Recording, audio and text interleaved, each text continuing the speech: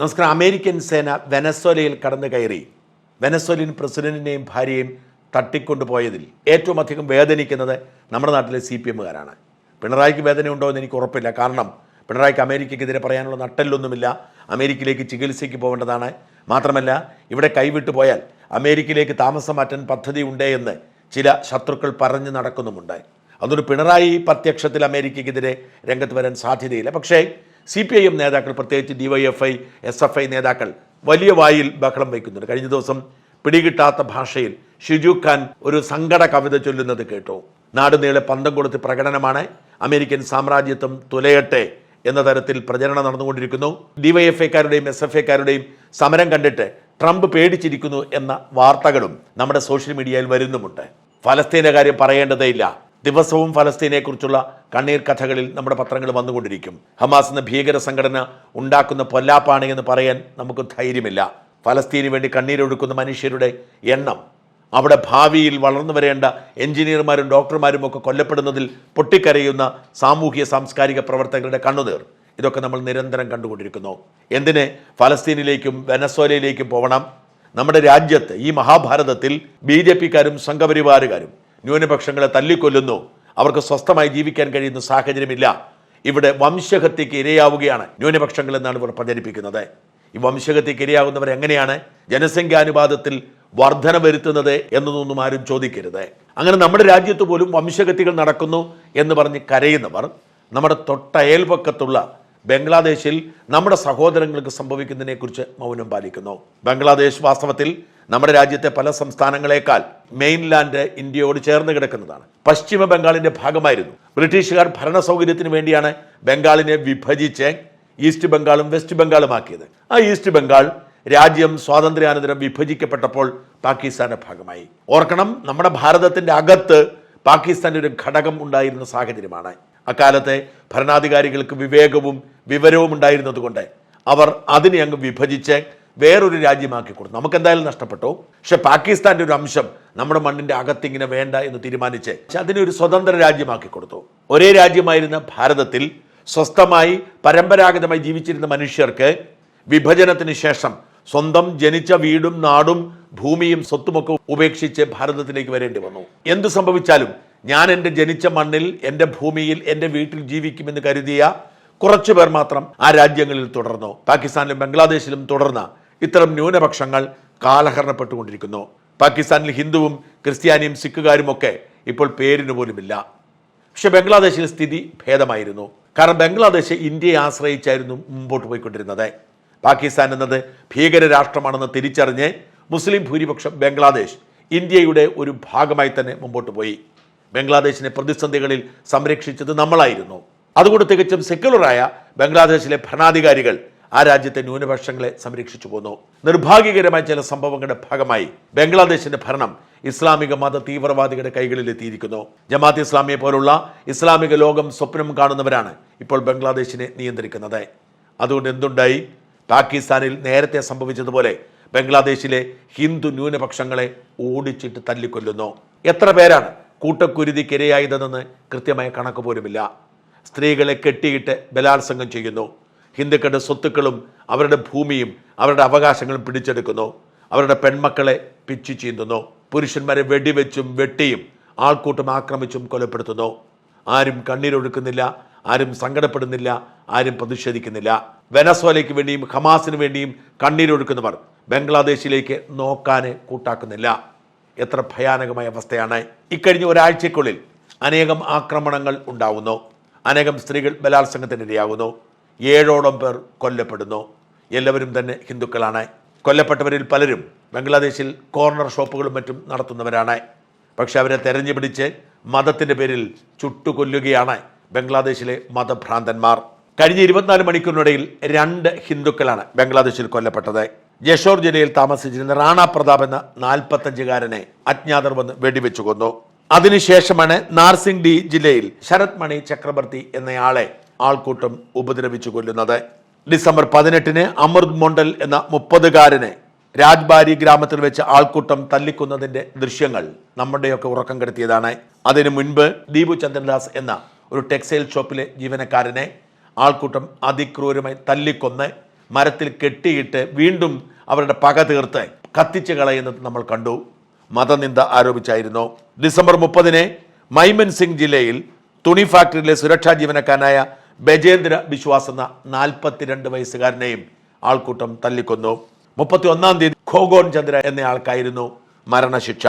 കാളികമഞ്ചാലി എന്ന ഗ്രാമത്തിൽ 40 വയസ്സുള്ള ഒരു ഹിന്ദു വീട്ടമ്മയെ മരത്തിൽ കെട്ടിയിട്ട് ഒരു സംഘം മുടി മുറിച്ച് ബലാത്സംഗം ചെയ്തു എന്ന വാർത്ത അതിനുശേഷം പുറത്തേക്ക് വരുന്നു.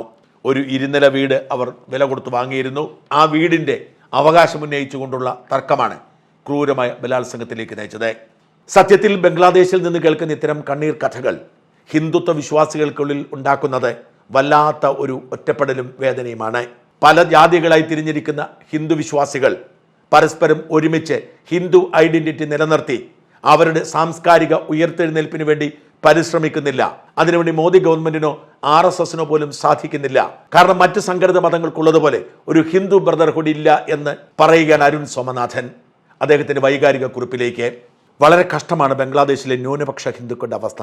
ഭരണകൂടത്തിനെതിരെ കലാപമുണ്ടായാലും കലാപകാരികളുടെ നേതാവ് കൊല്ലപ്പെട്ടാലും എല്ലാം ഒരു വശത്ത് ഇസ്ലാമിക മതഭ്രാന്തന്മാർ ഹിന്ദുക്കളെ പിടിച്ചു കൊല്ലും. റോഹിംഗ്യൻ മുസ്ലിങ്ങൾക്കായോ ഗാസയിലെ മുസ്ലിങ്ങൾക്കായോ സിറിയൻ മുസ്ലിങ്ങൾക്കായോ ഒക്കെ കരയാനും ചോദിക്കാനും പറയാനും എന്ന പോലെ ബംഗ്ലാദേശി ഹിന്ദുക്കൾക്കായി ചോദിക്കാനും പറയാനും ആരുമില്ല. പ്രധാന കാരണം ആഗോള ഇസ്ലാമിക ബ്രദർഹുഡ് പോലൊരു ഹിന്ദു ബ്രദർഹുഡ് ഇല്ല എന്നതാണ്. അതിന് കാരണം മതമായി മുദ്ര കുത്തുമ്പോഴും ഹിന്ദു ഒരു മതമല്ല എന്നതാണ്. ഒരു കൂട്ടം ആളുകളെ മലബാറി എന്നൊക്കെ വിളിക്കുന്ന പോലെ ഒരു അയഞ്ഞ ഗ്രൂപ്പ് മാത്രമാണ് ഹിന്ദുമതം. അതിനാൽ തന്നെ സംഘടനാപരമാണ്. ഒരു ആദർശത്തിന് കീഴിൽ ഒന്നിച്ചാൽ ഒരു വികാരമുണ്ടാക്കി എടുക്കാമെന്നല്ലാതെ ഇസ്ലാം മതത്തിനോ ക്രിസ്തു മതത്തിനോ ഉള്ള പോലൊരു മതസാഹോദര്യം ഹിന്ദുക്കളിൽ ഉണ്ടാകാൻ പാടാണ്. പക്ഷെ അതാണ് ആധുനിക ജനാധിപത്യ സമൂഹത്തിന് യോജിച്ചതും.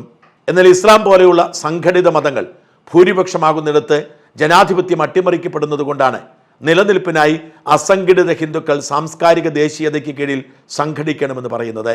നിലനിൽപ്പിനായുള്ള അന്യായമായ ആവശ്യത്തിന് തുരങ്കം വയ്ക്കുന്നവരാകട്ടെ കമ്മ്യൂണിസ്റ്റ് പാർട്ടികളിലും കോൺഗ്രസ് പാർട്ടിയിലുമൊക്കെ സംഘടിച്ചിരിക്കുന്ന ഹിന്ദുക്കളും പിന്നെ ബ്രാഹ്മണിക ആചാര സംരക്ഷണത്തിനായി നടക്കുന്ന ഹിന്ദുക്കളും. ആദ്യത്തെ കൂട്ടരെ സംബന്ധിച്ചിടത്തോളം നിലനിൽപ്പിനായി ഹിന്ദു സംഘടിക്കണമെന്ന് പറയുന്നത് വർഗീയതയാണ്. പക്ഷേ സംഘടിത ഇസ്ലാം മതത്തിന്റെ ഗാസയിലെയും റോഹിംഗ്യയിലെയും മതസാഹോദര്യ വേദനകൾക്കൊപ്പം നിന്ന് ഇവിടെ ബഹളമുണ്ടാക്കുന്നത് മതേതരത്വമാണ്. പക്ഷെ അതേപോലെ മതസാഹോദര്യ വേദന പാകിസ്ഥാനിലെയോ ഇന്ത്യൻ കാശ്മീരിലെയോ ബംഗ്ലാദേശിലെയോ ഹിന്ദുക്കളെ ഓർത്ത് കേരളത്തിലെ ഒരു ഹിന്ദുവിന് വന്നാൽ അത് പുരോഗമനപരമല്ലത്രേ. അപ്പോൾ ഇവർ മനുഷ്യരാകണം എന്ന് പാട്ടുമായി വരും. അവിടെ ന്യൂനപക്ഷങ്ങൾ കൊല്ലപ്പെടുമ്പോൾ ഇവർക്ക് ഒരു വേദനയും വരില്ല. മനുഷ്യത്വത്തിന്റെ സ്വിച്ച് അത്ഭുതമെന്നോണം ഓഫാകും. രണ്ടാമത്തെ കൂട്ടരായ ബ്രാഹ്മണിക ആചാര അടിമകളെ സംബന്ധിച്ച് ഹിന്ദുക്കളുടെ ജാതി ഉച്ചനീചത്വത്തിന്റെ ആന്തരിക പ്രശ്നങ്ങൾ അഡ്രസ്സ് ചെയ്യാനും തങ്ങളുടെ മതസ്ഥാപനങ്ങളായ ക്ഷേത്രങ്ങളിൽ സമത്വം കൊണ്ടുവരാനും വലിയ വൈമനസ്യമാണ്. പിന്നെ എങ്ങനെ ഹിന്ദു ബ്രദർഹുഡ് ഉണ്ടാകും? സംഘടിത മതങ്ങളിലും ജാതി വ്യത്യാസങ്ങളുണ്ടെങ്കിലും അവരുടെ പൗരോഹിത്യത്തിൽ പഠിക്കാൻ തയ്യാറായ എല്ലാവർക്കും സമത്വം നൽകുന്നതിനാൽ ആണ് സൈക്കോളജിക്കലി അവിടെ ഒരു ബ്രദർഹുഡ് ഉയർന്നു വരുന്നത്. അങ്ങനെ ഒരു ബ്രദർഹുഡ് ഉള്ളതുകൊണ്ട് അന്യമതസ്ഥർ ആക്രമിക്കുമ്പോൾ മാത്രം ലോകമെങ്ങും ബഹളങ്ങൾ സൃഷ്ടിക്കുന്നതും എതിരാളികളുടെ ജനാധിപത്യ മൂല്യങ്ങളും ഇടതുപക്ഷ ബോധവും ഉപയോഗിച്ച് പ്രതിരോധത്തിലാഴ്ത്തി സ്വന്തം ജനതയെ രക്ഷിക്കാനുമാവുന്നത്. അങ്ങനെ ഒരു ഡീപ് സ്റ്റേറ്റ് പോലെ പ്രവർത്തിക്കുന്നത് കൊണ്ടാണ് ഇസ്ലാമോഫോബിയ എന്നൊരു വാക്ക് പരിചയമായി ആശയ ലോകത്തുള്ളതും ഹിന്ദുഫോബിയ എന്നൊരു വാക്ക് പ്രചരിക്കാത്തതും. പാകിസ്ഥാനിലോ ബംഗ്ലാദേശിലോ അമേരിക്കയിലോ എവിടെയും മതം നോക്കി ഹിന്ദുക്കൾ കൊല്ലപ്പെട്ടാൽ ഹിന്ദുഫോബിയ എന്നൊരു പദം ഉപയോഗിക്കപ്പെടാറില്ല. വല്ല സംഖ്യമനസ്കരും ഉപയോഗിച്ചാലായി എന്ന് മാത്രം. ഇതിനെല്ലാം കാരണം ആഗോള ഹിന്ദു ബ്രദർഹുഡ് ഇല്ലാത്തതും ഇതിലൂടെ ഒരു ഹിന്ദു ഡീപ് സ്റ്റേറ്റ് ഇല്ലാത്തതും അതിലൂടെ ഒത്തൊരുമയോടെ ആശയമേഖലയിൽ ബഹളം വയ്ക്കാൻ ആളില്ലാത്തതും. അങ്ങനെ ബഹളം വയ്ക്കുന്നത് കൊണ്ട് ന്യായീകരിക്കപ്പെടുന്ന സൈനികമോ അല്ലെങ്കിൽ ഇന്റലിജൻസ് ഓപ്പറേഷനോ അല്ലെങ്കിൽ ഡിപ്ലോമാറ്റിക് മൂവോ മൂലം ഹിന്ദുക്കളെ സംരക്ഷിക്കാൻ ഹിന്ദു ഗവൺമെന്റിന് കഴിയാത്തതുമാണ്. ഈ ദൗർബല്യം നിലനിൽക്കുവോളം കാലം ഹിന്ദുക്കൾ പാകിസ്ഥാനിലും ബംഗ്ലാദേശിലും ഇന്ത്യയിലുമെല്ലാം കൊല്ലപ്പെട്ടുകൊണ്ടിരിക്കും.